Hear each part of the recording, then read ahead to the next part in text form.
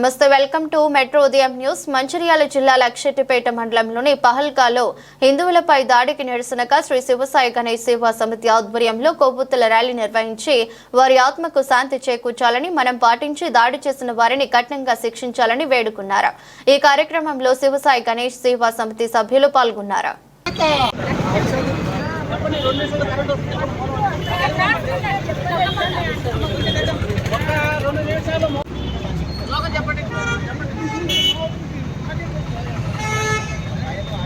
పది రోజుల క్రితం జరిగినటువంటి ప్రాంతంలో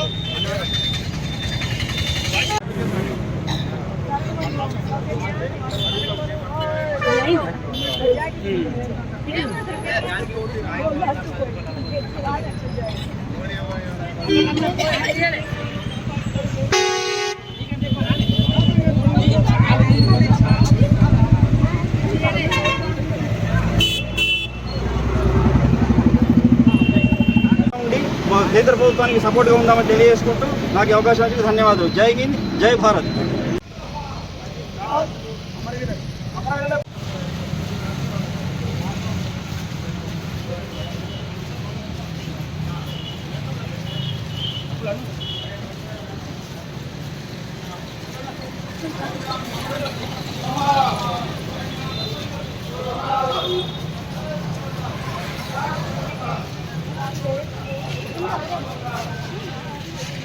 माता की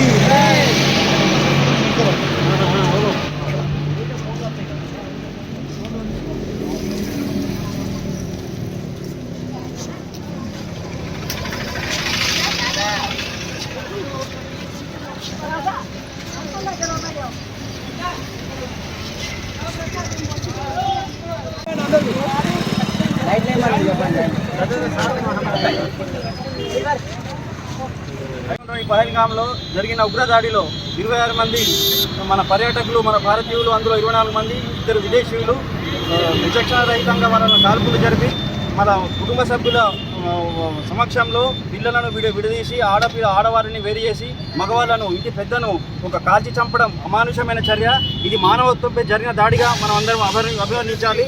ఇది మతాన్ని అడిగి వాళ్ళను మరి ఐడెంటిఫై చేసి చంపడం ఎంతవరకు కరెక్ట్? ఫాల్తున్న కొడుకులారా, మీరు దొంగతనంగా వచ్చి పిఓకే నుండి చొరబడి మా సైన్యం దుస్తులు ధరించి ఇంత దారుణంగా ఉడిగడతారా? ఒక ఇంట్లో చొరబడి చంపితే ఎలా ఉంటుంది? మాకు చాలా బాధగా ఉంది. 23 కోట్ల మంది జనాభా మీరు, మాది 140 కోట్ల మంది జనాభా. ఇంతమంది జనాభాను మీరు చిన్నదే భయపెడతారా? మోడీ గారు ఈసారి మీ వెనుక 140 కోట్ల భారతీయులు ఉన్నారు, 25 కోట్ల మంది ముస్లిం భారతీయులు ఉన్నారు. మీరు వెంటనే ఉపేక్షించకండి, యుద్ధం ప్రకటించండి. వారి తరాలు కావాలి మాకు. మేము చాలా బాధగా ఉన్నాం. ఒక ఇంట్లోకి చొరబడి చంపితే ఎంత బాధ అనిపిస్తుంది. మా ఐక్యతను దెబ్బతీయడానికి మనం కలిసి ఉండడం వాళ్ళకి ఇష్టం లేదు. ఒక ఉగ్రవాదం ఒక మతం కాదు, అదొక వాళ్ళు పైశాచికులు, వాళ్ళు రాక్షసు జాతి. అది వాళ్ళని ఉపేక్షించే అవసరం లేదు. ప్రపంచ పటంలో పాకిస్తాన్ అనే దేశం లేకుండా చేయండి. ఈసారి కొట్టిన దెబ్బకు మళ్ళీ భారతదేశంలో ఉగ్రవాదులు చొరబడి వాళ్ళను తడిసిపోవాలి, వాళ్ళ ప్యాంటు తడిసిపోయే విధంగా చర్యలు ఉండాలని ఈసారి మేమందరం నమ్ముతున్నాం. మోడీ గారి వెంటే ఉందాం అందరం. ఇది ఇంటిగ్రిటీ, ఇది నేషనాలిటీకి సంబంధించిన విషయం. ఇందులో కులం లేదు, మతం లేదు, ప్రాంతం లేదు. ఈసారి కొట్టిన దెబ్బకు మరి పాకిస్తాన్ భూస్థాపితం కావాలని కోరుకుంటూ ఈరోజు అమరులకు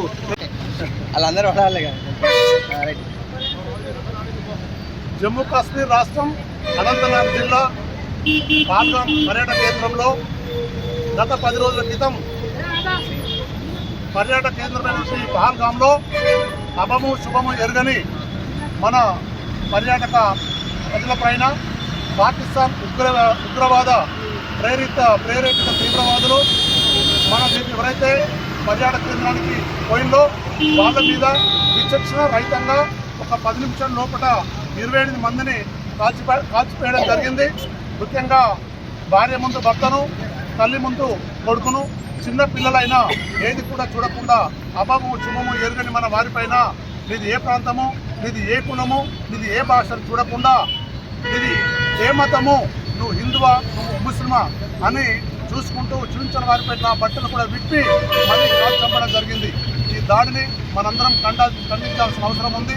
ఇప్పటికే ముఖ్యంగా 370 ఆర్టికల్ ఎప్పుడైతే రద్దయిందో అప్పుడప్పుడే జమ్మూ కాశ్మీర్ రాష్ట్రం కొంత కోలుకుంటుంది.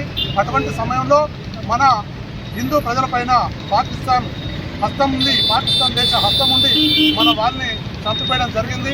ఈ దాడిని మనందరం ఖండించాల్సిన అవసరం ఎంతైనా ఉంది.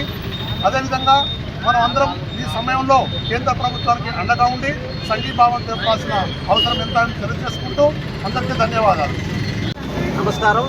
ఈరోజు మా వ్యవసాయ గణేష్ సేవా సంఘటన ఒక ర్యాలీతో వచ్చి గాంధీబాబు దగ్గర నుంచి అంబేద్కర్ బొమ్మ దాకా ఇలాంటి దుర్మార్గుల్ని కాల్చి తప్పకుండా కూడా వాళ్ళ నగరాలు రోజుకోట తీస్తే చాలా బాగుంటుందని అందరం ఐక్యత ఉండాలని కోరుకుంటున్నాం. ఇలాంటి సంఘటన చాలా బాధాకరం. వీళ్ళందరూ ప్రతి ఒక్క కుటుంబము పిల్లలు జనులందరూ మొత్తం ముందుకు వస్తున్నారు. ఇది చాలా దుర్మార్గమైన విషయం. అందరికీ నమస్కారం.